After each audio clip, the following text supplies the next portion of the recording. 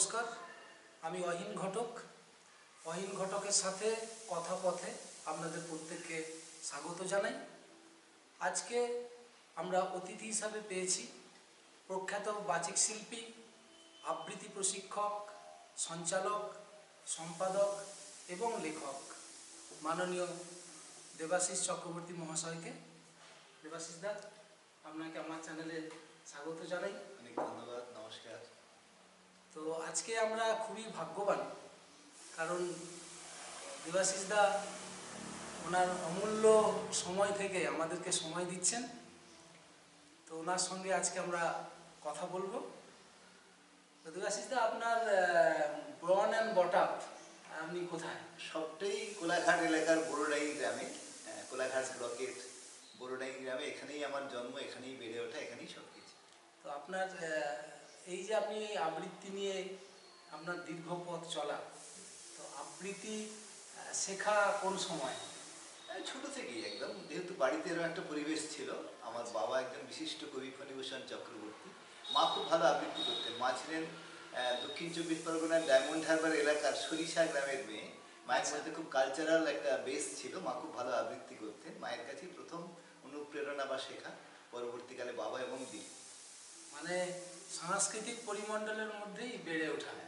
আমি খুব লাকি, এই ব্যাপারে আমি খুব ভাগ্যবান। এরকম একটা পরিবারে আমি জন্মেছিলাম বলে। এবং আপনার যে দিদি, উনি তো অধ্যাপিকা, ডক্টর কবিতা চক্রবর্তী। তো দাদা, আপনার এই আবৃত্তি প্রশিক্ষণ দেওয়া মোটামুটি কবে থেকে শুরু? 1980 থেকেই মানে আমার শেখা এবং শেখানো।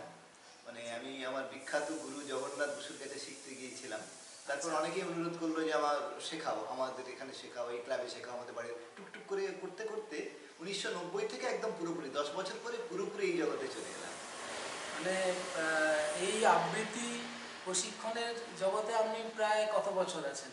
হ্যাঁ, আমার মোটামুটি 80 থেকে ধরলে যখন থেকে আমি শুরু করেছি, 45 পেরিয়ে 46 বছর চলছে, এবং সেটা সেলিব্রেট হয় 42 থেকে। এই সেলিব্রেশনটা আমার কিছু প্রিয়জন এবং ছাত্রছাত্রীরা এটা করে। এবছরও হবে, কয়েকদিন পরেই আছে, 12ই জুলাই 46তম।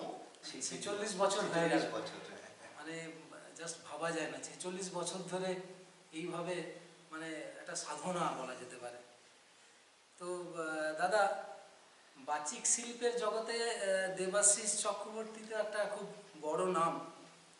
তো আবৃত্তি প্রশিক্ষণ এখন আপনি কোথায় কোথায় দিচ্ছেন? এখন আমি কোলাঘাটে অবশ্যই দিচ্ছি, মেচেদা, ভোগপুর, ডিমারি, তমলুক, এসব কাছাকাছির মধ্যেই আছি। লকডাউনের পর থেকে আর দূরে, আগে অনেক দূরে দূরে চলে যেতাম। আগে সেই চন্দ্রকোনা রোড, পুরুলিয়া, অনেক দূরে দূরে যেতাম, সেগুলো এখন আর যাই না। এখন আমি আমার জেলার মধ্যেই, পূর্ব মেদিনীপুরের মধ্যেই সীমাবদ্ধ আছি। মানে বৃহত্তর কোলাঘাট, পূর্ব মেদিনীপুর জেলা, জেলার বাইরে পশ্চিম মেদিনীপুর জেলা সহ কলকাতা এবং পশ্চিমবঙ্গের বিভিন্ন জায়গায় দাদা আবৃত্তি প্রশিক্ষণ দিয়েছেন। এবং সেই সাথে সাথে মানে আবৃত্তির কর্মশালায় উনি বিভিন্ন জায়গায় উনি কর্মশালাতেও প্রশিক্ষক হিসাবে থাকেন। এটা আমাদের কাছে খুবই গর্বের ব্যাপার, আমরা সত্যিই খুব গর্বিত। তো আপনি তো অসংখ্য কবি, সাহিত্যিক, খ্যাতনামা স্বনামধন্য মানুষের সান্নিধ্যে এসেছেন, যদি এই ব্যাপারে কিছু বলেন। এটাও আমি এই ব্যাপারে খুব ভাগ্যবান। যেমন একটু আগে বলছিলাম যে এরকম একটা পরিবারে আমি জন্মেছি। আমি আকাশবাণীর সঙ্গে যুক্ত ছিলাম 1985 থেকে 90। 1985 থেকে 1990 আমি আকাশবাণীর একজন অস্থায়ী কর্মী হিসেবে, ক্যাজুয়াল স্টাফ বলা যায়, নাটক বিভাগে চাকরি করতাম। সেই সময় এমন কেউ ছিলেন না অভিনয় জগতের যারা সেলিব্রিটি আর কি। সেই সৌমিত্র চট্টোপাধ্যায় থেকে বিকাশ রায় থেকে যত বিখ্যাত সমস্ত মানুষেরা এই আকাশবাণীতে আসতেন, এবং এদের আমি সান্নিধ্য পেয়েছি। গানের জগতের অনেককে পেয়েছি, আকাশবাণীতে থেকে আমি অনেক বিখ্যাত লোককে পেয়েছি, আমার তাদের সঙ্গে আমার আলাপ হয়েছে। এবং পরবর্তীকালে লকডাউনের সময় তাদেরকে নিয়ে আমি একটা বইও লিখেছি, ডাউন মেমোরি লেন। সপ্তর্ষি প্রকাশন থেকে বেরিয়েছে, আবার দ্বিতীয় সংস্করণ বেরোবে, অন্য নামে অন্যভাবে বেরোবে আর কি। এই সমস্ত বিখ্যাত ব্যক্তিদের কথাগুলো আমি ওখানে লিপিবদ্ধ করেছি ওই বইতে। মানে এই সমস্ত মানুষের সান্নিধ্যে যাওয়াটাই একটা বড় ব্যাপার, মানে দারুণ দারুণ। তো দাদা, আপনি তো মানে গ্রাম বাংলা থেকে উঠে এসেছেন। হ্যাঁ, তো এই যে আপনার 46 বছরের জার্নি, তো সেখানে তো অসংখ্য ছেলে মেয়েদের আপনি আবৃত্তি শিখিয়েছেন, এবং এবং একটা সময় আমরা দেখেছি মানে আমাদের বাচিক শিল্পে দেবাশিসদা বলতে দেবাশিসদাই একটা নাম। হ্যাঁ, তো কখনো হতাশা আসেনি? এখন একটু হতাশা আসে। আসলে রামকৃষ্ণ একবার সেই নটি বিনোদিনীর চৈতন্য লীলা দেখে বলেছিলেন যে আসল নকল সব এক হয়ে গেছে। এখন এই আমরা একটা তো খুব এমন সময় আছে, সবটাই ফেসবুক নির্ভর, সবটাই এখন আমরা দেখতে পাচ্ছি সোশ্যাল মিডিয়া। সোশ্যাল মিডিয়াতে যে আজকে আবৃত্তি শিখছে সেও আবৃত্তি ছেড়ে দিচ্ছে এবং তারও দেখা যাচ্ছে অনেক লাইক ভিউজ হচ্ছে।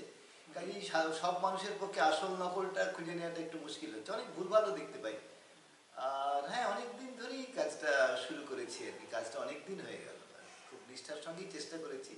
আর তখন কেউ ছিলেন না হয়তো, বা সম্ভবত আমি এই এতদ অঞ্চলে আর কি, পূর্ব মেদিনীপুর বা কোলাঘাট এলাকাতে তো অবশ্যই আমি প্রথম, কারণ 1980 বা 1990 তখন এত আবৃত্তি শিল্পী ছিলেন না। এখন কিন্তু সংখ্যাটা বাড়ছে, সে যাই হোক, তাদের যোগ্যতা নিয়ে আমি কোনো রকম কিছু প্রশ্ন তুলতে চাই না, এখন সংখ্যাটা অনেক বেড়ে গেছে। তখন আবৃত্তি নিয়েও এত মানে মাতামাতি ছিল না, কিন্তু এখন গার্ডিয়ানরাও ভাবছেন যে না, ছেলে মেয়েদেরকে একটু আবৃত্তি শেখানোর দরকার। পুরস্কারের প্রতি একটা লোভ আছে, এটাও খুব খারাপ জিনিস। বিভিন্ন প্রতিযোগিতা, এটাকে একটুখানি আরো একটু স্বাস্থ্যসম্মত করা উচিত। মানে প্রতিযোগিতায় দেখা যায় যে আবৃত্তি শিল্পীরা বিচারক না, কোনো স্কুলের টিচাররা যায়, এবং সেখানে নানা রকম সমালোচনা হয়, এগুলো নিয়ে একটু সিরিয়াসলি যদি কাজটা করা যায়। হ্যাঁ, এটা অবশ্যই ভাবা। আমরা যখন কোনো নাচের প্রতিযোগিতা করি সেখানে কোনো নাচের ম্যাডাম সেখানে থাকে, গানের যখন কোনো প্রতিযোগিতা হয় সেখানে কোনো গানের স্যার বা সঙ্গীত শিল্পী থাকেন। আবৃত্তির ক্ষেত্রে কেন আবৃত্তি শিল্পী থাকবে না, এটা নিয়ে খুব ঝামেলা হয় বিভিন্ন জায়গায়। আমরা যখন জাজমেন্ট করতে যাই, আমার সঙ্গে যারা আছেন সহবিচারক, তাদের সঙ্গে মতের অমিল হয়, তাদের সঙ্গে ঝগড়াঝাটি করা যায় না, তারা যেটা করেন একটা জগা খিচুড়ি একটা রেজাল্ট হয় আর কি। তো দাদা, আবৃত্তি ব্যক্তিত্বের বিকাশ ঘটায় এবং ভাষাকে সমৃদ্ধ করে। এটি কেবল পাঠ নয়, বরং কবির অনুভূতিকে নিজের কণ্ঠে ধারণ করে নতুন প্রাণ দেওয়ার প্রক্রিয়া। আপনি কি একমত? হ্যাঁ, ভীষণ ভালো কথা, একদম মানে মূল কথাটাই বলেছেন আপনি। আবৃত্তি নিঃসন্দেহে একটা আর্ট। এই আর্টের মায়ায় কার না হৃদয় মজে। আর যদি আবৃত্তিটা দেবাশিস চক্রবর্তী হয় তাহলে তার কোনো কথাই নেই। তো আবৃত্তি প্রশিক্ষকের সঙ্গে কথা হবে অথচ আবৃত্তি শোনা হবে না, এটা তো হতে পারে না। তো আপনি যদি একটা যাকে ছাড়া, ঠিক আছে, যাকে ছাড়া আমরা অপূর্ণ সবাই, শিল্প জগতের মানুষ, সাহিত্য জগতের মানুষ, এবং বৈশাখ মাস চলছে আর কি, রবীন্দ্রনাথকে ছাড়া তো ভাবাই যায় না। এবং রবীন্দ্রনাথ নিজেও খুব আবৃত্তি প্রেমী ছিলেন, তিনি তার মতো করে আবৃত্তি করতেন। তার হয়তো তখন যে কণ্ঠস্বর ছিল সেটা হয়তো, হ্যাঁ, যে রেকর্ডিংটা আমরা পাই সেটা হয়তো তার বৃদ্ধ বয়সের রেকর্ডিং, এবং সেটা কিছুটা মানে খুব ভরাট কণ্ঠস্বর ছিল না। কাজী সব্যসাচীর যেমন ভরাট কণ্ঠস্বর, একটু মেয়েলি এরকম তার হয়তো বৃদ্ধ বয়সের একটুখানি এরকম ধরনের। যাই হোক, ওনার শেষ জীবনের একটি কবিতা, যেখানে আমি আমার কোলাঘাট বা রূপনারায়ণ নদীকে অন্তত খুঁজে পাই, সেরকম একটি কবিতা, খুব ছোট্ট কবিতা। রূপনারায়ণের কুলে, রূপনারায়ণের কুলে জেগে উঠিলাম, জানিলাম এ জগৎ স্বপ্ন নয়, রক্তের অক্ষরে দেখিলাম আপনার রূপ, চিনিলাম আপনারে আঘাতে আঘাতে, বেদনায় বেদনায়, সত্য যে কঠিন, কঠিনেরে ভালোবাসিলাম, সে কখনো করে না বঞ্চনা, আমৃত্যুর দুঃখের তপস্যায় জীবন, সত্যের দারুণ মূল্য লাভ করিবারে, মৃত্যুতে সকল দেনা শোধ করে দিতে। বাহ, অসাধারণ অসাধারণ। তো আমরা তো দারুণ একটা আবৃত্তি শুনলাম। তো দাদা, আপনার এই আবৃত্তি প্রশিক্ষণ এবং আপনাকে নিয়ে তো বিভিন্ন পত্রপত্রিকা বিভিন্ন সময় আমরা দেখলাম, একটা পত্রিকা আনন্দবাজার, বিখ্যাত পত্রিকা, সেখানে প্রকাশিত হয়েছিল আবৃত্তির কর্মশালা বিষয়ক একটা খবর। কর্মশালার নাম মাইক্রোফোনে সারাদিন। প্রশিক্ষক হিসাবে উপস্থিত ছিলেন কবি অরুণ কুমার চক্রবর্তী, বিজয়লক্ষ্মী বর্মন, সতীনাথ মুখোপাধ্যায়, দেবরাজ রায়, প্রণতি ঠাকুর এবং দেবাশিস চক্রবর্তী। তো এখানে ভবিষ্যতের আবৃত্তি শিল্পীদের গড়ে তুলবেন তারা বলে ওখানে খবর বেরিয়েছিল। তো এই আপনার খবর বিভিন্ন পত্রপত্রিকায় যে প্রকাশিত হয়েছিল, এই ব্যাপারে যদি কিছু বলেন।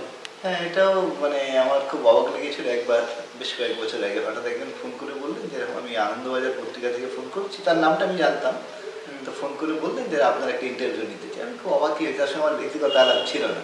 এবং পরের দিনে যেদিন ইন্টারভিউটা নিলেন তার পরের দিনই দেখলাম আনন্দবাজারে আমার ওইটা বেরিয়েছিল ব্যক্তিত্ব হিসেবে। তা আমি খুবই তার কাছে কৃতজ্ঞ বা গর্বিত। পরবর্তীকালে এই সময় কাগজে বেরিয়েছে, বর্তমান, এমনকি গণশক্তিতেও বেরিয়েছে, বিভিন্ন পত্রপত্রিকা আজকালে বেরিয়েছে, বর্তমানে বেরিয়েছে।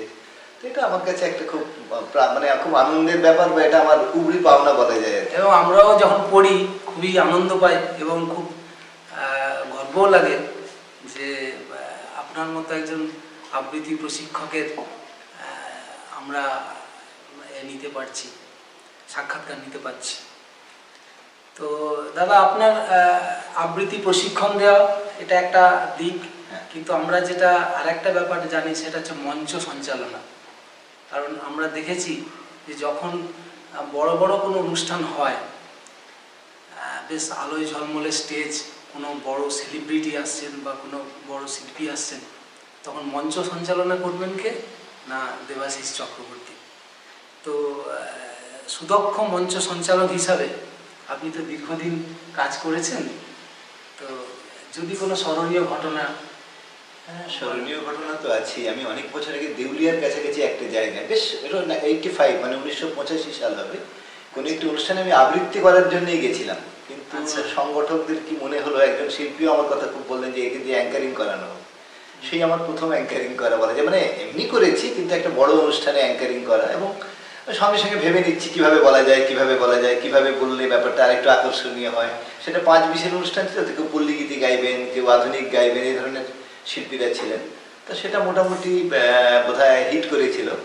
আমি অনেক অনুষ্ঠানই পেয়েছি, এবং আমার সব থেকে যেটা স্মরণীয় যেটা বললেন, কোলাঘাটে বছর কয়েক আগে সেটাই প্রথম নচিকেতা চক্রবর্তী বা লোপামুদ্রা মিত্র, গৌতম ঘোষ এবং শোভন সুন্দর ঘোষ, এই 4 জনকে নিয়ে একটা বিশাল, মানে একজন আবৃত্তি, বাকিরা সব গানের, খুব বড় বড় শিল্পী। এবং সেটাই নচিকেতার প্রথম অনুষ্ঠান, মানে কোলাঘাটে অনেক বছর। তখন ওনার প্রচুর ক্রেজ, এখন একটু বয়স, এখন দেখি একটু বয়স হয়ে গেছে, তখন একেবারে ইয়াং। এবং সেই অনুষ্ঠানে আমি সঞ্চালক ছিলাম। এটা আমার কাছে একটা পরম পাওয়া। প্রচুর লোক হয়েছিল, অসংখ্য লোক, মানে টিকিট করে একদম প্যান্ডেল। এখন যেমন টিকিট করে যাত্রা বা এই অনুষ্ঠানগুলো উঠে গেছে, এখন সমস্ত রাজনীতির মধ্যেও বিভিন্ন শিল্পীর এসে যাওয়ার ফলে খুব সহজে লোক, এখন শিল্পীদের আমরা খুব সহজেই দেখতে পাচ্ছি। তখন একটা শিল্পীকে অনেক কষ্ট করে দেখতে হতো। যাই হোক, সে অনুষ্ঠানে লোপামুদ্রা মিত্র, নচিকেতা, এদের সম্পর্কে আমি বলেছি, এবং সেটা আমি করে আমি খুব আনন্দ পেয়েছি। এবং তারাও আমাকে খুব খারাপ বলেননি, তাদের খারাপ লাগেনি বলেই আমার মনে হয়। অডিয়েন্স তো খুবই প্রশংসা করেছেন। এটা আমার জীবনে একটা খুব স্মরণীয় ঘটনা। এবং আপনি তো মানে দেখেছি বিভিন্ন বিখ্যাত মানুষের সঙ্গে গেছেন, মানে সেই নামের তালিকা মানে শেষ হবে না। এত বিখ্যাত মানুষের সান্নিধ্য পেয়েছেন এবং তাদের সঙ্গে সময় কাটিয়েছেন। তো দাদা, আপনার তো আর একটা দিক হচ্ছে যে শ্রুতি নাটক, মানে যেটা দর্শককে আপনি মন্ত্রমুগ্ধ করে বসিয়ে রাখতে পারেন শ্রুতি নাটকে। তো এই ব্যাপারে যদি একটু কিছু বলেন। আসলে আমার যিনি গুরু, আমি তো 1980 থেকে তার কাছে শিখেছি বেশ কয়েক বছর, শ্রী জগন্নাথ বসু।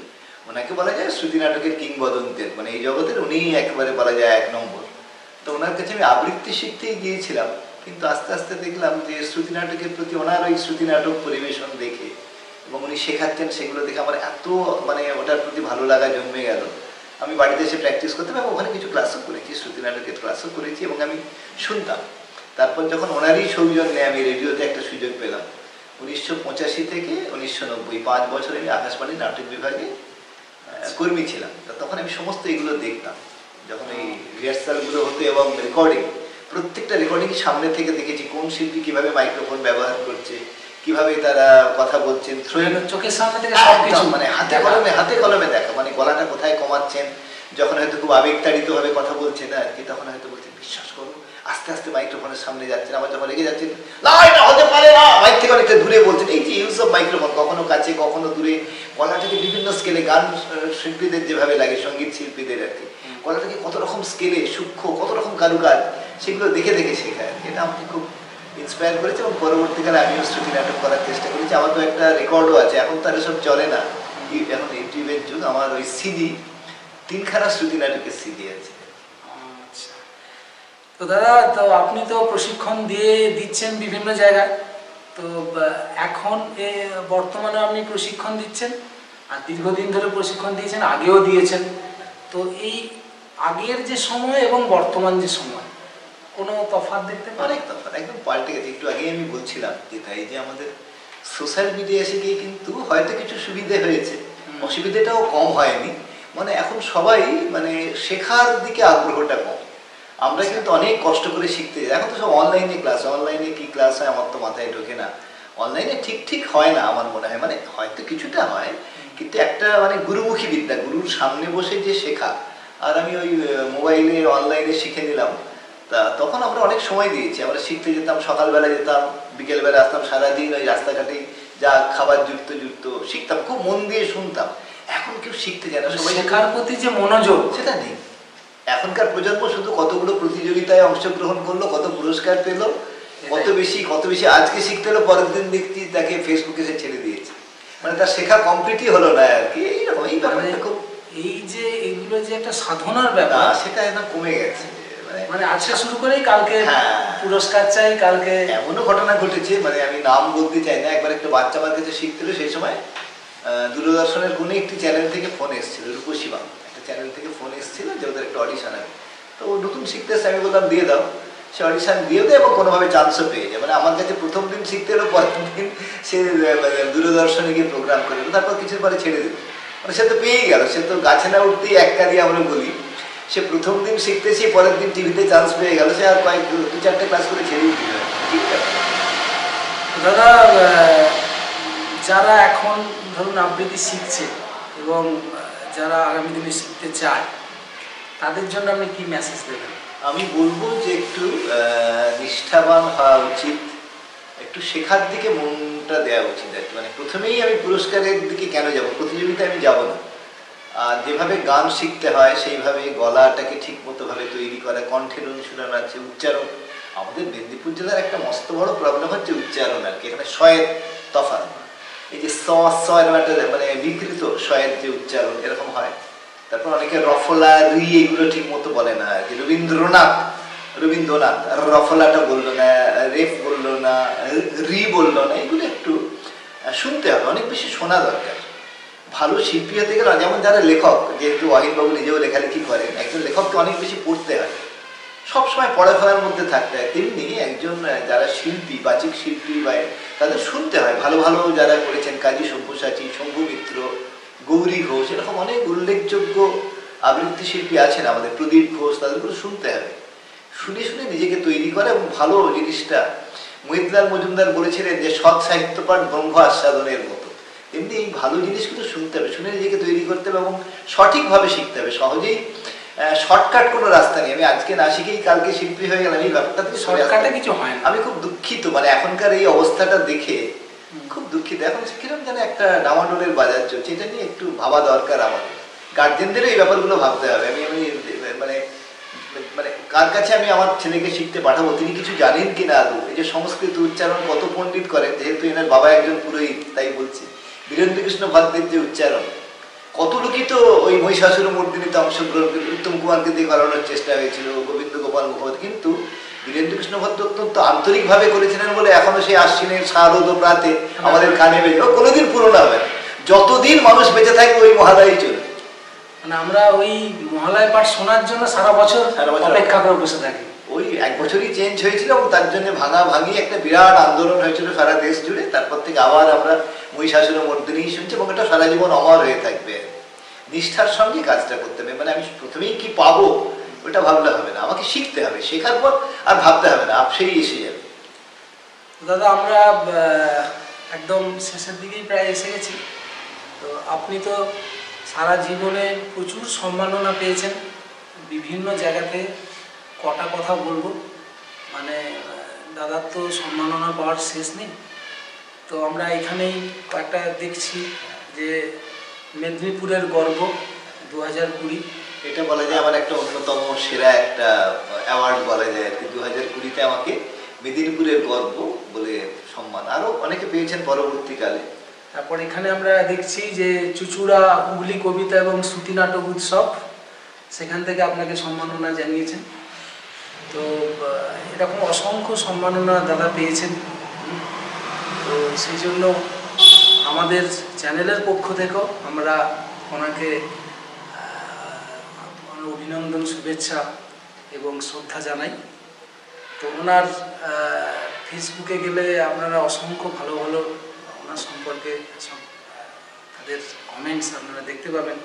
বিধায়ক ভট্টাচার্য বলছেন যোগ্য মানুষ যোগ্য সম্মান, অংশুদেব অধিকারী বলছেন যোগ্যতার স্বীকৃতি। তো এই ধরনের আমরা যখন কমেন্টস দেখি সত্যি আমাদেরও খুব গর্ব লাগে।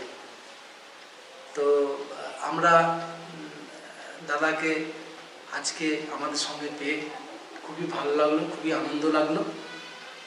আগামী দিনে আপনাকে আবার পাবো এই আশা রেখে আমরা আমাদের কথাপথ চ্যানেলের পক্ষ থেকে ওনাকে সম্মাননা জানাতে চাই। আমরা এখন ওনাকে সম্মাননা জানাব। আমরা কথাপথ পত্রিকার পক্ষ থেকে মাননীয় দেবাশিস চক্রবর্তীকে সম্মাননা জানাবো। বিখ্যাত আবৃত্তি শিল্পী এবং আবৃত্তি প্রশিক্ষক, ওনাকে আমরা উত্তরীয় পড়িয়ে আমরা সম্মাননা জানাবো। খুব ভালো থাকবেন। হ্যাঁ, আগামী দিনে এইভাবেই আপনার আবৃত্তির আলোয় সংস্কৃতি জগৎ আরও সমৃদ্ধ হোক এবং আমরা ওনার হাতে তুলে দিচ্ছি কথাপথ পত্রিকা। অনেক ধন্যবাদ, শুভেচ্ছা, ভালোবাসা। আপনি খুব খুব ভালো থাকবেন এবং এইভাবেই আপনি আগামী প্রজন্মকে আবৃত্তির আলোয় নিয়ে আসুন এবং সংস্কৃতি জগৎকে এইভাবেই সমৃদ্ধ করুন। অনেক ভালোবাসা, অনেক ধন্যবাদ, আবার দেখা হবে।